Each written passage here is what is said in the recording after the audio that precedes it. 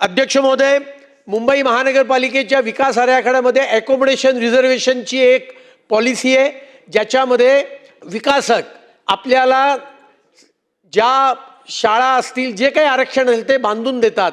याचं प्रोत्साहनपर मुदतीचं 26ला संपतंय, याची मुदत अजून 2 वर्षाने वाढवून देण्यात यावी अशी मागणी मी या चर्चेच्या निमित्ताने करतोय।